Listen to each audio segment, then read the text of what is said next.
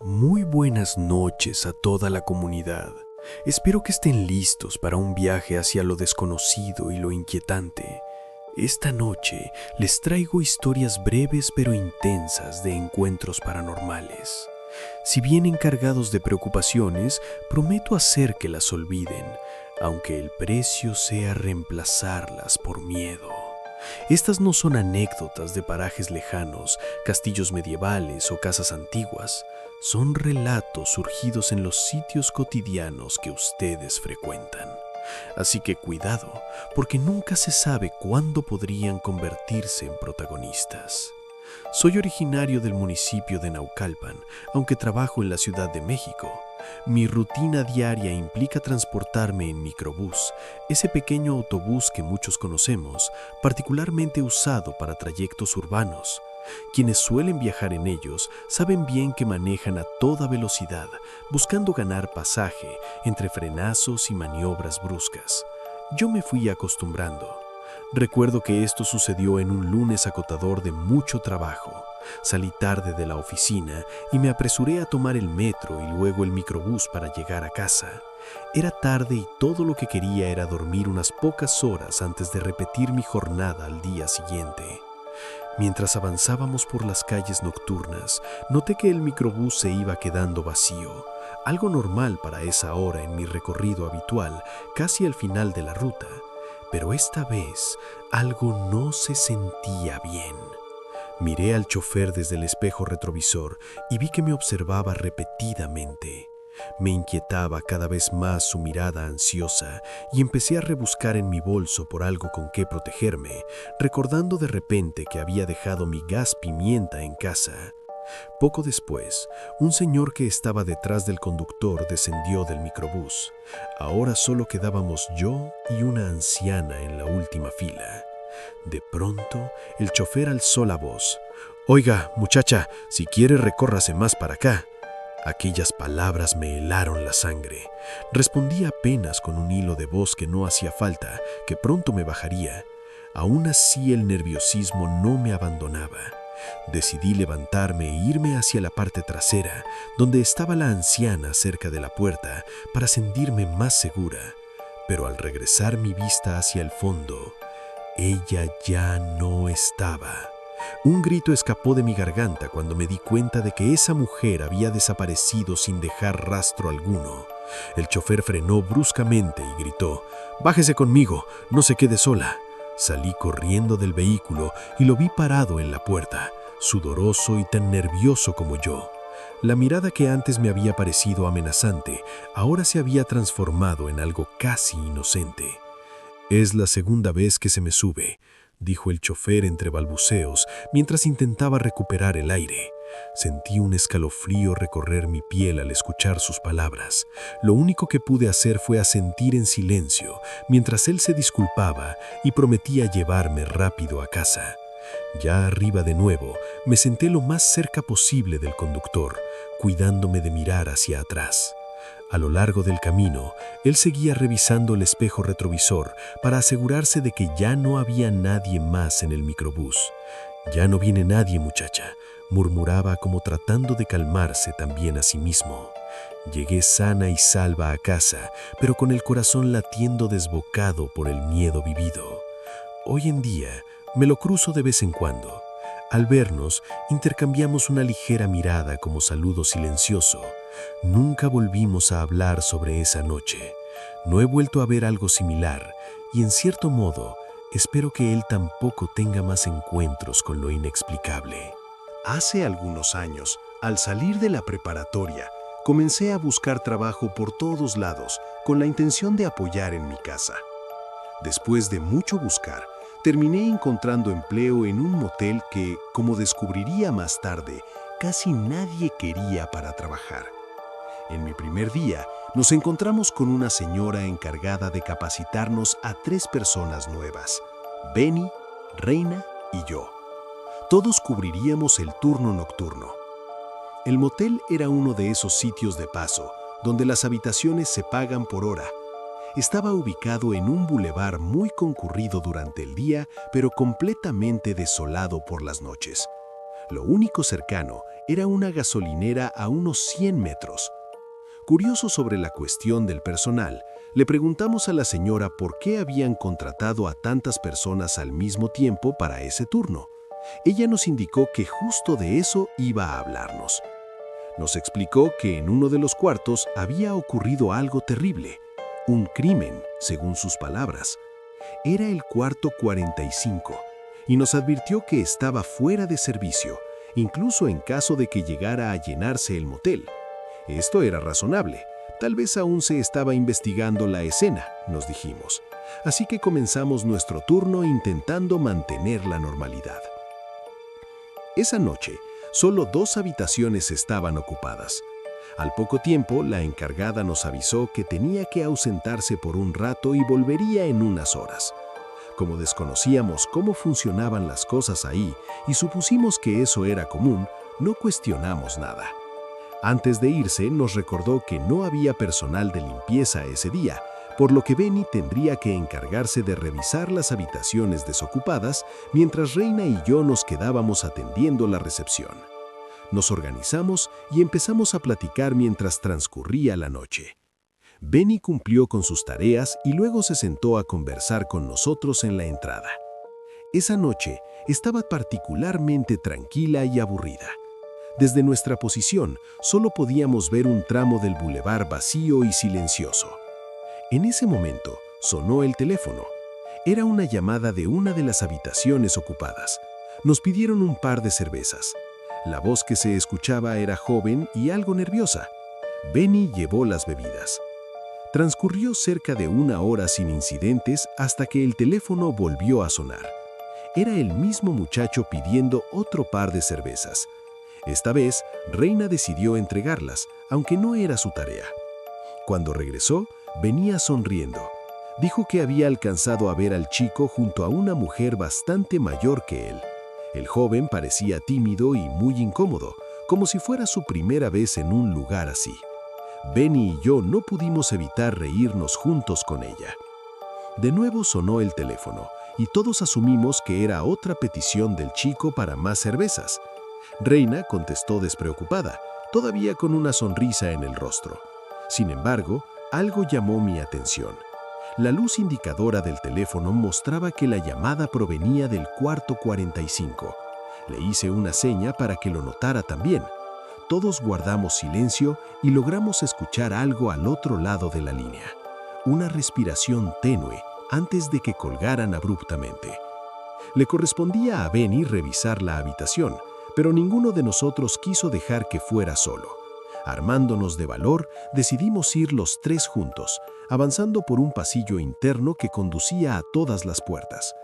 Al llegar frente al cuarto 45, notamos que estaba cerrado a cal y canto. Todo alrededor estaba polvoriento. Claramente nadie había entrado allí en mucho tiempo. La habitación estaba sumida en completa oscuridad, pero aún así sentíamos claramente la presencia de alguien dentro. Un tanto asustados, volvimos a la recepción sin atrevernos a entrar al cuarto 45. Fue entonces cuando Benny, visiblemente nervioso, tomó sus cosas y anunció que se iba. No hubo forma de hacerle cambiar de opinión, simplemente cruzó esas puertas y lo vimos desaparecer por el desolado bulevar, que parecía menos terrorífico que quedarse con nosotros. Le pregunté a Reina qué pensaba hacer. Me confesó que estaba tan asustada como Benny y que tampoco planeaba volver al siguiente turno. Sin embargo, no quería abandonar a mitad del trabajo. Le notificamos a la encargada lo sucedido. Le contamos acerca de la llamada desde el cuarto 45 y le dijimos que Benny había renunciado. Su reacción fue desconcertante. No hizo preguntas ni parecía sorprendida. Solo nos pidió quedarnos hasta su regreso y si lo deseábamos, al menos uno podría marcharse. Finalmente, decidimos esperar a que volviera y terminamos el turno juntos. Al final simplemente nos quedamos ahí.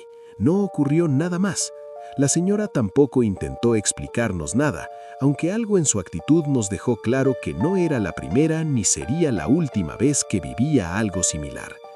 Cumplimos con lo dicho, no regresamos. Nunca volví a tener noticias de Reina o de Benny. Tiempo después, el motel cerró y cuando volví a pasar por ahí, lo encontré abierto otra vez, remodelado y operando bajo un nombre diferente. Desde febrero he estado escuchando relatos por la noche y desde el momento en que empecé, no he podido detenerme. Creo que eso me dio el valor para compartir esta historia. No es nada espectacular ni creo que sea lo más aterrador que hayan oído, pero dejaré que ustedes lo juzguen. A principios de 2024, un tío de mi novia, que vive en un pequeño pueblo a unas 3 horas de la ciudad, vino a visitarnos. Él tiene un par de cabañas que alquila por temporadas a través de una aplicación. Durante su visita, antes de irse al aeropuerto porque iba a salir del país por un par de meses, nos dejó las llaves de una de esas cabañas y nos dijo que podíamos usarla cuando quisiéramos. Nos advirtió que en ese momento no tenía calefacción, razón por la cual no la estaba ofreciendo a turistas en Airbnb. Por esa época estaba pasando por un momento complicado. Tenía que entregar un proyecto importantísimo en el trabajo, pero me sentía incapaz de concentrarme. Para colmo, convivía con 2 compañeros de casa con los que ya no me llevaba bien y los conflictos eran constantes. Al contárselo a mi novia, su padre, que escuchó la conversación, le recordó sobre las llaves de la cabaña y sugirió que podría irme unos días allí para terminar mi proyecto. Me pareció una idea perfecta. Sin señal ni buen internet, estaría completamente desconectado y podría concentrarme en escribir. Decidí aceptar. Introduje la dirección en el navegador y conduje hasta el lugar. La cabaña estaba realmente lejos, no solo de la ciudad, sino también del pueblo cercano. Al llegar, me percaté de que alrededor no había absolutamente nada, ni otras cabañas, ni negocios, ni siquiera el camino principal cercano. Aquella poca señal de la que me habían hablado resultó ser casi inexistente. Mi teléfono apenas se conectaba por momentos, recibiendo mensajes atrasados todos al mismo tiempo. Contestaba, pero tardaban demasiado en enviarse. Abrí las ventanas para ventilar. Un olor a humedad y madera vieja impregnaba el lugar, pero no soy particularmente quisquilloso con esas cosas, así que no le di mayor importancia. Me instalé, encendí la computadora y traté de trabajar. Sin embargo, el cansancio del viaje y los días agotadores me vencieron y terminé quedándome dormido con la cabeza apoyada sobre el teclado, hasta que el sonido del teléfono me despertó. Era una llamada de un número desconocido.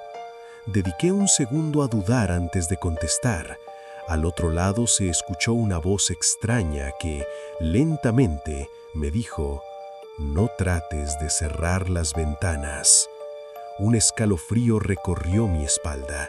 Miré hacia las ventanas, seguían abiertas. Sin pensarlo mucho, me levanté rápidamente y las cerré todas, pero no lograba comprender lo que estaba ocurriendo. ¿Quién me había llamado? En aquel lugar remoto no había absolutamente nadie cerca. No había manera de que alguien supiera que yo estaba allí. Solo se lo había mencionado a mi novia y a su padre. Además, ellos nunca me harían algo así. Con todos esos pensamientos confusos en la cabeza y sintiendo un miedo irracional apoderarse de mí, decidí recoger rápidamente mis cosas, subirme al auto y regresar al pueblo. Me alojé en un pequeño hotel, donde al menos pude quedarme los 2 días siguientes para terminar mi proyecto. Hasta ahora no le he contado a mi novia que no fui capaz de pasar una sola noche en esa cabaña. Cada vez que menciona la idea de ir juntos un fin de semana, porque aún tiene la copia de las llaves y la invitación sigue abierta, simplemente me niego. No sé cómo decirle que jamás quiero volver a pisar ese lugar. Nos quedamos a dormir en casa de una prima de mi mamá, debido a una emergencia familiar. Aunque no vivía muy lejos, los imprevistos y el hecho de que nos quedáramos con otros familiares hasta tarde hicieron que decidieran que era mejor pasar la noche allí, en una casa detrás de la calle principal. Me asignaron el cuarto de los niños, quienes esa noche no estaban. Me acomodé como pude y me indicaron que si necesitaba algo, mi mamá estaría en la habitación de al lado. Aunque el cuarto estaba en orden, había algo que no me agradaba. La ventana tenía vista hacia la parte trasera de una iglesia cristiana. En ese lado había un pequeño patio con pasto seco y una reja que lo delimitaba. Decidí cerrar las gruesas y oscuras cortinas tipo blackout. No me gustan esas cortinas porque bloquean por completo la luz y odio despertar sin ver el amanecer, pero preferí cerrarlas para no enfrentarme a esa vista que me generaba incomodidad. Las iglesias, no importa la religión, siempre tienen algo que me da miedo de noche. Es como si el contraste fuera demasiado fuerte. Durante el día están llenas de celebración y devoción, pero en la soledad de la noche parecen convertirse en algo completamente opuesto. Con esas ideas rondando en mi cabeza, cerré las cortinas, apagué la luz e intenté dormir. Sin embargo, al amanecer me desveló un ruido. Parecía el sonido de un niño jugando, corriendo de un lado a otro detrás de la ventana, soltando risitas y haciendo ruidos que recordaban a un cochecito. A pesar de estar despierta, mantuve los ojos cerrados intentando ignorarlo y volver a dormir. Sin embargo, justo después, escuché a una mujer que se acercaba y empezó a regañar al niño. Primero lo hizo en voz baja, pero pronto empezó a gritarle con mucha fuerza, casi desgarradoramente. Incluso se escucharon golpes. Sentí rabia e impotencia. Me levanté repentinamente con la intención de abrir las cortinas para confrontarla, para que supiera que estaba siendo escuchada y quizás hacerla detenerse. Mis manos temblaban mientras tocaban la tela, pero justo en el momento en que comencé a levantarla, todo se silenció. Absolutamente todo. Cuando por fin abrí las cortinas, mi corazón latía con fuerza. El patio trasero de la iglesia estaba completamente oscuro. Ni niños, ni mujeres, ni ruido alguno eran visibles o audibles. El pánico me invadió y corrí directo al cuarto de mi madre. Sin decir nada, le pedí dormir con ella. Mi madre no hizo preguntas esa noche, simplemente me dejó quedarme.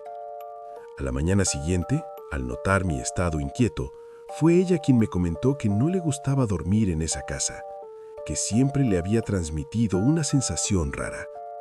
Fue entonces cuando decidí contarle lo sucedido. Me miró con una mezcla de seriedad y comprensión antes de decirme que hay ciertos lugares donde, algunas noches, se logran escuchar las voces de quienes ya no están entre nosotros. Gracias por permanecer aquí con nosotros hasta ahora. Recuerden compartir sus relatos o historias cortas en este espacio o en redes sociales. Aunque disfrutamos las narraciones detalladas que nos permiten conocer más sobre una familia, un lugar o un momento en particular, también valoramos las historias breves que nos transmiten algo impactante con pocas palabras. Así que si tienes una experiencia para compartir, no dudes en hacerlo. Esto solo es el intermedio. Aún quedan 2 historias por escuchar esta noche. Saludos a todos. Esta es la primera vez que escribo en este espacio para compartir algo con ustedes. Tengo 20 años, pero la historia que les contaré ocurrió cuando tenía 10 y lo recuerdo como si hubiera sido ayer. Son esas vivencias que se quedan grabadas en la memoria de forma imborrable, aunque nadie más te las mencione después. En ese entonces vivía con mis papás y mi hermana menor, Ingrid. Además, estaba Jorge, el hijo mayor de mi papá de una relación anterior. Él era mucho mayor que nosotras, me llevaba 15 años. Jorge se mudó de la casa en cuanto cumplió 18. Desde entonces lo veíamos muy poco porque siempre estaba cambiando de ciudad. Si bien no era alguien que permaneciera mucho tiempo en un lugar, parecía tener el don de encontrar trabajos aceptables y salir adelante sin importar las circunstancias. En esas idas y venidas, para el momento que sucedió esta historia, habían pasado casi 2 años sin tener noticias de él, hasta que un día, de manera imprevisible, apareció por la puerta de la casa. Esa noche llegó con una bolsa llena de regalos para mi hermana y para mí. Mi mamá, aunque no era su madre biológica, casi se desmaya de la impresión. Siempre lo quiso como a uno de sus propios hijos. Después de saludarlo, nos dejó a las 3 en la sala y le pidió que esperara mientras ella iba a buscar a mi papá, quien había salido a ayudar a un vecino con su carro cerca de ahí. Mi papá no llevaba el teléfono consigo, pero estaba relativamente cerca. Así fue como nos quedamos con Jorge en la sala. Ingrid y yo estábamos emocionadas de verlo después de tanto tiempo, así que empezamos a hablar y le preguntamos si planeaba quedarse unos días con nosotros. Él sonrió y nos dijo que sí, que estaría al menos unos días allí. Todo parecía tranquilo hasta que de repente escuchamos algo. Una voz. Era muy clara, aunque completamente desconocida para nosotras. La voz llamó a Jorge desde el segundo piso. Provenía de la habitación vacía de nuestros papás. El ambiente cambió por completo en ese instante. Ingrid y yo nos miramos confundidas y aterradas mientras un silencio pesado inundaba la sala. Ninguno de nosotros dijo nada, pero noté enseguida cómo la expresión de Jorge se transformó, como si hubiera reconocido aquella voz. Sin decir palabra, se levantó y nos pidió que fuéramos al patio con él. Salimos nerviosas detrás suyo, solo para encontrarnos afuera con mi papá, quien ya venía regresando del asunto con el vecino. Jorge no mencionó nada sobre lo sucedido y mi papá estaba tan contento de verlo que propuso cenar todos juntos como familia. Fui a comprar el pollo que solía ser el favorito de Jorge cuando era niño, aunque dentro de mí seguía dándole vueltas a lo que había pasado minutos antes. Después de cenar, Jorge dijo que dormiría en la sala y que nos vería por la mañana. Sin embargo, antes del amanecer, se fue sin mediar palabra. Ni dejó una nota, ni dio explicaciones. Simplemente desapareció como acostumbraba a hacer. Hasta la fecha, no sé por qué lo hizo aquella noche o qué fue lo que ocurrió exactamente. Jorge no tiene redes sociales y apenas lo he visto 2 veces más desde aquel episodio. Ahora que ya no vivo con mis papás, es todavía más complicado coincidir con él. Pero me he prometido algo. Un día le preguntaré sobre esa voz, sobre lo que sentimos y escuchamos aquella noche. Ingrid y yo hablamos ocasionalmente del tema, porque sabemos que fue real. Ambas escuchamos esa voz llamándolo por su nombre desde la habitación vacía. Es algo que permanece en nuestra memoria y quisimos compartirlo hoy con ustedes. Recuerdo que cuando era niña, acompañé a mi madre y a una tía a visitar a una señora que, según dijeron, le daría unos remedios a mi mamá. Ella tenía un dolor muy fuerte en el estómago que no se le quitaba con nada, y alguien le había recomendado acudir a esta mujer. La casa estaba lejos, y desde que entramos en el terreno, supe que era diferente a cualquier otro lugar en el que hubiera estado antes. Era enorme, como de película, una mansión antigua que parecía hablar de una riqueza que había quedado en el pasado. Su amplio patio se extendía hasta donde alcanzaba la vista.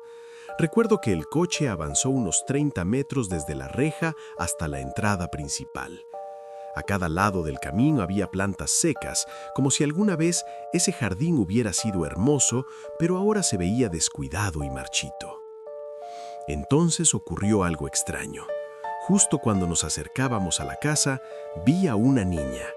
Corría paralela al coche, escondida entre las plantas, y me saludó moviendo la mano. Le devolví el saludo, sorprendida, mientras ella desaparecía entre los arbustos. No dije nada en ese momento y continuamos hasta llegar a la entrada.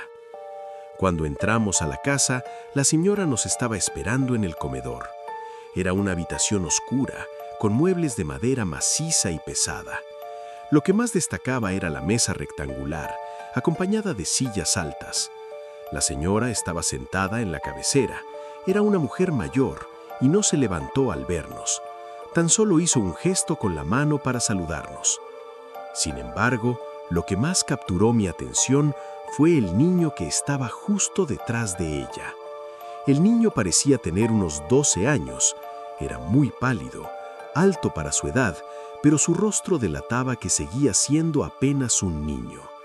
Permanecía de pie detrás de la silla de la señora, inmóvil, como si estuviera cuidándola. Mientras mi mamá y mi tía conversaban con ella sobre hierbas, baños y cosas que en realidad no entendía ni me interesaban, le pedí permiso para salir a jugar al jardín. La señora ni siquiera me miró, solo dijo que no. Insistí mencionando que quería buscar a la niña que había visto corriendo entre las plantas para saludarla. Fue entonces que la señora por fin me miró. Su expresión cambió y frunció el ceño. «Aquí no hay ninguna niña», respondió tajante. De pronto observé cómo los ojos del niño detrás de ella se abrían mucho, como si estuviera asustado. Negó con la cabeza, lento, muy claro, mientras hacía un gesto con las manos como diciendo, «No hables de eso». Un escalofrío me recorrió todo el cuerpo. Aunque era pequeña, comprendí lo sucedido en ese momento. Había visto algo que no debía.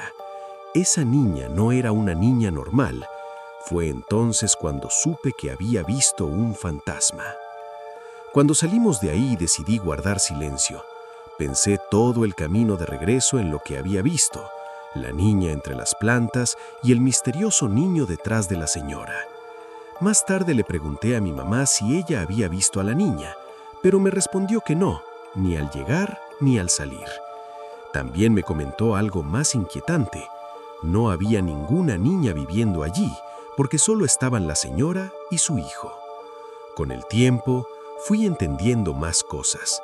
Por lo que mi mamá me contó después, esa mujer no era simplemente una curandera. Habíamos visitado a una bruja. Años después recordé esta experiencia con mayor claridad. Quería compartirla con otros y contársela a un podcast en el que participo ocasionalmente. Mientras revisábamos los detalles con mi mamá y mi tía por primera vez en décadas, ambas recordaban casi todo igual que yo, excepto por un detalle crucial. Ninguna de las dos recordaba al niño pálido detrás de la señora, aquel que me quedó mirando con tanta seriedad y me advirtió sin palabras. Ellas juran que no vieron tampoco a ningún otro niño aparte de mí en todo el lugar. Fue ahí cuando comprendí, muchos años después y con un nuevo escalofrío, aquella tarde yo no vi solo un fantasma, vi dos. Hola comunidad, es la primera vez que me animo a escribir por aquí. Llevo más de un año escuchando relatos de la noche y siempre he querido compartir algo, pero hasta ahora no me había atrevido. La experiencia que quiero contarles me ocurrió hace poco. Fue algo breve, pero todavía no logro encontrarle una explicación lógica. Aunque ya no tengo el objeto que creo pudo haber originado todo, no dejo de darle vueltas a la posibilidad de que no fuera el objeto en sí, sino el lugar el que tiene algo extraño. Es precisamente desde este lugar desde donde les escribo ahora. Quisiera saber qué piensan ustedes sobre esto. Todo comenzó con mi hija. Ella tiene 7 años. Es una niña dulce, tranquila, muy creativa y noble. Nunca había tenido miedo de estar sola. Pasaba horas en su cuarto, jugando o durmiendo sin problemas. Pero de pronto empezó a decir cosas extrañas. Al principio no le di mucha importancia. Me decía que no quería ir al baño sola, que prefería lavarse los dientes en mi cuarto. Yo asumí que era una excusa para evitar la rutina nocturna, pero pronto se volvió algo de todas las noches. Se llevaba su cepillo de dientes, su vaso, su pasta y todo lo necesario para el baño hasta mi cuarto. Cuando le pregunté qué ocurría, me dijo que su reflejo le decía cosas feas en el espejo. Traté de calmarla diciéndole que eso era imposible, que un reflejo no puede hablar y que seguramente lo había soñado o era producto de su imaginación. Sin embargo, ella se aferraba a lo que decía, como si mis palabras no tuvieran sentido para ella. Con el tiempo, su comportamiento empeoró. comenzó a dormir mal. Se despertaba en medio de la noche y buscaba dormir conmigo en mi cama cada vez más seguido, hasta que al final terminó por iniciar las noches ahí desde un principio. Llevaba consigo su cobijita y sus muñecos, negándose por completo a dormir en su habitación. Intenté tranquilizarla y convencerla de que su cuarto era seguro, así que una noche le propuse dormir con ella para demostrarle que no pasaba nada extraño. Esa noche me acosté en su camita junto a ella. Se durmió rápidamente y yo también logré quedarme dormida poco después. Pero algo me despertó en mitad de la noche. Escuché un ruido, 2 golpes suaves, como si alguien tocara el vidrio con delicadeza desde el otro lado. Abrí los ojos algo desorientada.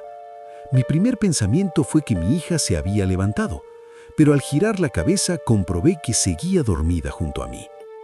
Me incorporé lentamente y miré hacia el baño.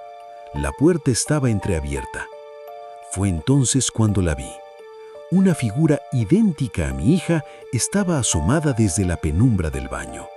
Sus pequeñas manos estaban apoyadas en el vidrio del espejo y me miraba fijamente sin decir nada, en completo silencio.